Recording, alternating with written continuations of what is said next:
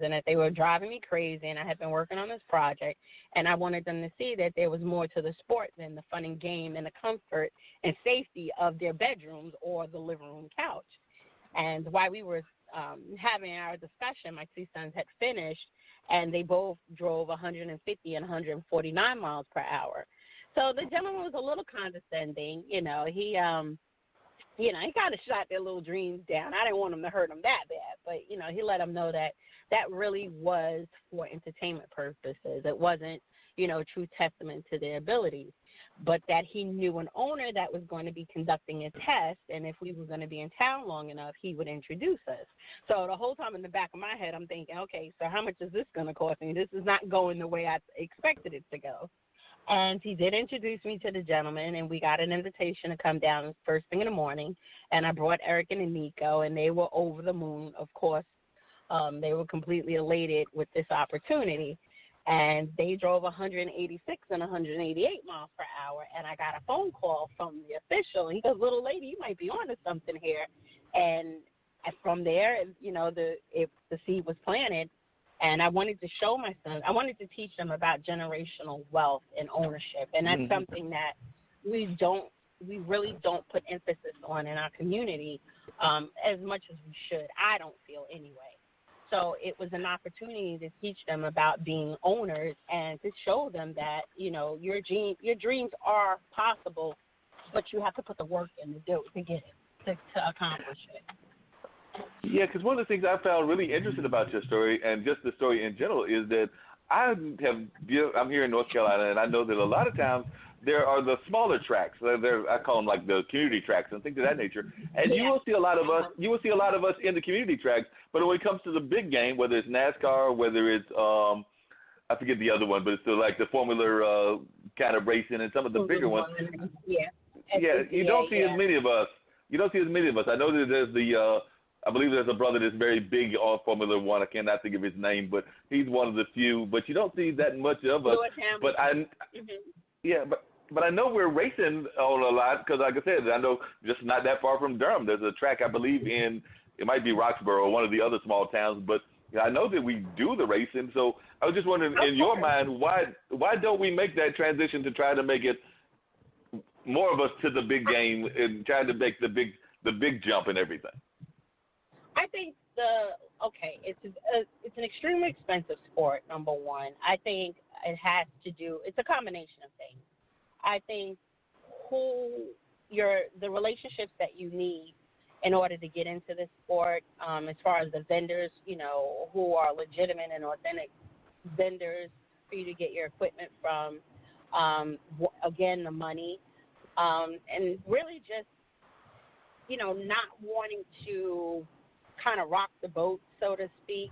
I get a ton of calls from aspiring drivers, and I was absolutely astonished at how many people love the sport and want to be involved in the sport, and they just don't know where to start. And that is something that, I would love to be instrumental in changing, to be a resource to those that want to come into the sport and don't know where to begin. Because nobody extended a hand to me. It was literally do my research, and then I reached out to NASCAR to see if they had like a type of owner's workshop, or, if they had, a list of vendors or any type of resources to help me once I had come home with my two sons and said, okay, you guys want to start a team? Well, basically you're a team yourself.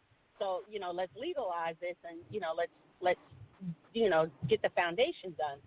And there aren't any resources. NASCAR is a generational sport. And with that being said, they're already born into the sport and the resources and the connections and, who's going to be your pit boss and, your pit crew members. And it's just hard. It's hard getting in as the new kid on the block. So I think people in our community get a little intimidated by it, and they just simply don't know where to start. I don't at all see that NASCAR does not want us in the sport. They welcome us in the sport.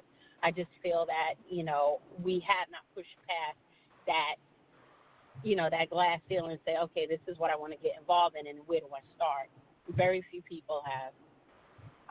Now, how do you think we're doing in terms of being even an audience in the sport? Because, like I said, even when you watch NASCAR races, a lot of times, like you said, even when you were at the race, you felt like a fish out of water just because there weren't that many people of color probably in the audience either. So I was wondering why you think that is, because, I mean, I've always had an interest and have talked to friends of mine and have come close once, but it hasn't quite happened, of going to – I thought about going to NASCAR, but even some of the other sports that we're not that active in. Like, I'm a big fan in the past, even though I've not watched the last couple of them, of the Kentucky Derby, which is, horse racing and everything. But I've said I want to go to the Kentucky Derby just for the experience, and I would probably want to do NASCAR just for the experience. I mean, I've got cousins that live in cousin and cousin-in-law that live in Charlotte, and friends that live in Charlotte, so I know that's an active community in NASCAR, but I've yet to make it to one of those races. So I was just wondering, why do you think more of us don't get involved in just being a fan, much less being an owner? I really just feel like, my own personal feeling, I feel like we do not have a relatable person within the sport, a relatable image at this moment in the sport, that we feel that we have somebody that is involved in that level in the sport. And I'm definitely looking to change that. My sons are African American and Latino. So I'm hoping that we're creating a climate that is welcoming to all within the sport. And NASCAR has done a phenomenal job of trying to be inclusive and really exemplify diversity. It just has not translated well. And one of the things I've learned about NASCAR is that NASCAR also has had some historical people that were very much involved in the sport of racing. But sometimes that history, even when they're made movies about them, I'm trying to think of the gentleman that Richard Pryor played, who was an early NASCAR driver. Wendell Scott, yes. But, I mean, that story is out there. That story's out there, and we get that information, but then after the story dies, and that movie was made years ago, then I don't know that there's been any kind of like follow-up and trying to like keep his name in the light, or even some of the names of some of the current drivers that might be out there. Of course, your son's possibly being someone in the future and everything, but even other drivers that might be out there. Even the one we talked about with Formula One. I don't know. I mean, there was a lot of coverage when he was running and was up there toward the top, but I don't see as much coverage as I used to see, even of his runs at the top and everything. Well, I will say this, and this is a partial exclusive. The Wendell Scott Foundation has an incredible initiative that's about to be released, I would say, in the next couple of weeks. And I would tell you guys to stay tuned, and maybe we'll circle back and have a conversation with you about what's going on with them. They have a lot of new developments. Well, that's good. I love seeing when it is definitely that the history is not being pushed. And nobody is carrying our story. And nobody's going to carry our history like we can carry our history. So it's up to us, those of us that are in the sport, to move that dial. Oh, yeah, definitely. And I'm just wondering, because I do know that sometimes when we do hear of people getting involved, it is some of our celebrities. Like, I think there's been I've read some newspapers, and I cannot remember their names, but it seems to me there were a couple of basketball players that had gotten involved to some degree in NASCAR. There were a couple of musicians. They might have even been out of like the rap industry and everything that have been trying to get involved. So it does seem like some of our stars are trying to get even more involved than they might be trying to get involved in their own industry. Because I know even on this show, we've talked about the fact that we don't necessarily have enough of our own brothers and sisters that are in the film industry trying to create their own film companies. But maybe they're trying to create other kind of businesses, and NASCAR might be one of them. Quite possible. But no, there have been a lot of people that have entered into the sport, but like I said, it's extremely expensive. And when you don't know where to go for quality equipment and quality staffing, it makes it quite difficult to survive and be successful in the sport. You know, they always say you're going to spend $5 million to make $1 million in NASCAR. But if you can just remain competitive and just dig in your heels and hang on for that storm, you will survive and you will be okay.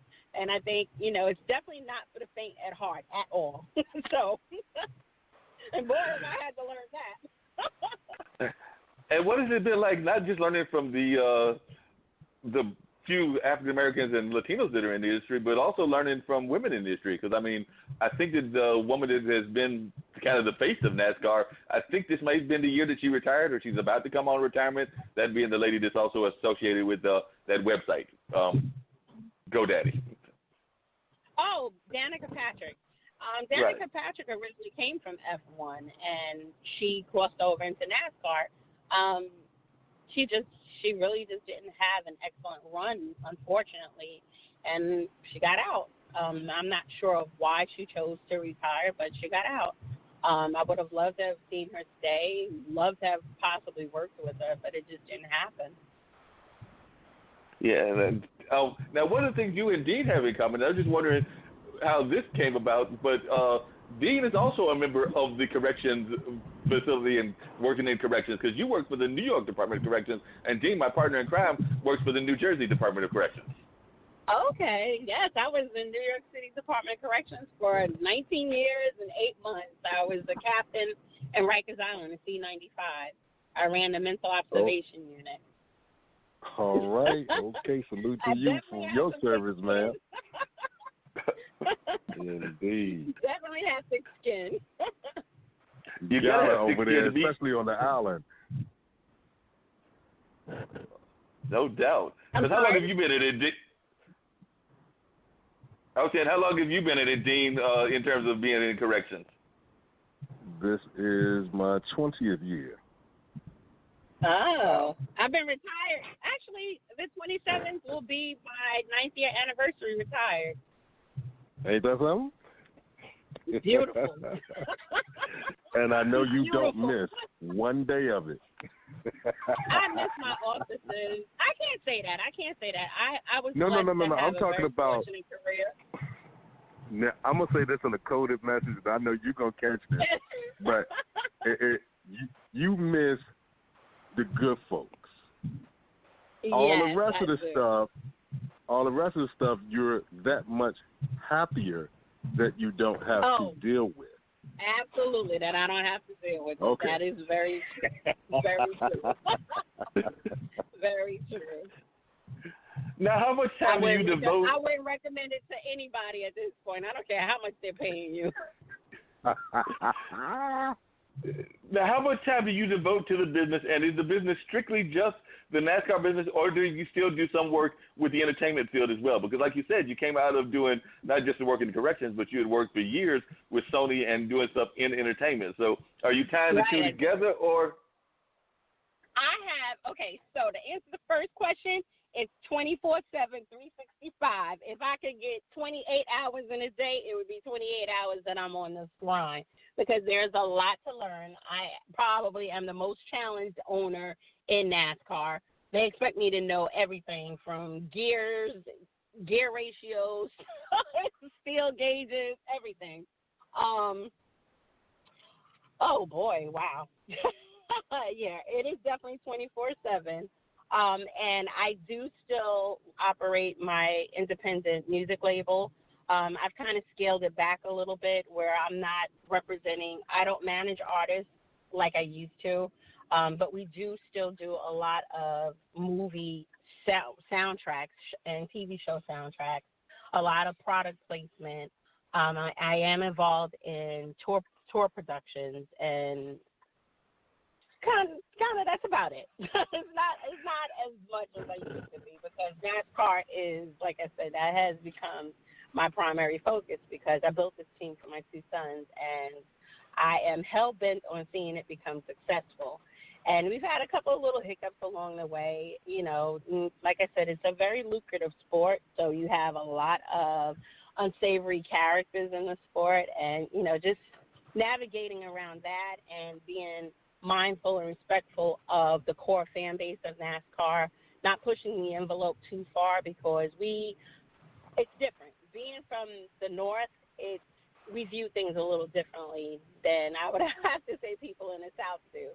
And I want to always be respectful of the industry and set a high standard with my team, so that whoever comes after us knows that they've got some big shoes to follow, but, you know, I opened the door and made it, you know, easier for them to be accepted and respected in this sport.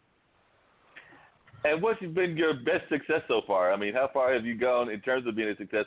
And what are some of the top lessons that you feel that you've had to learn? You talked about some of the things you had to learn in terms of gears and things of that nature, but just in terms of the business of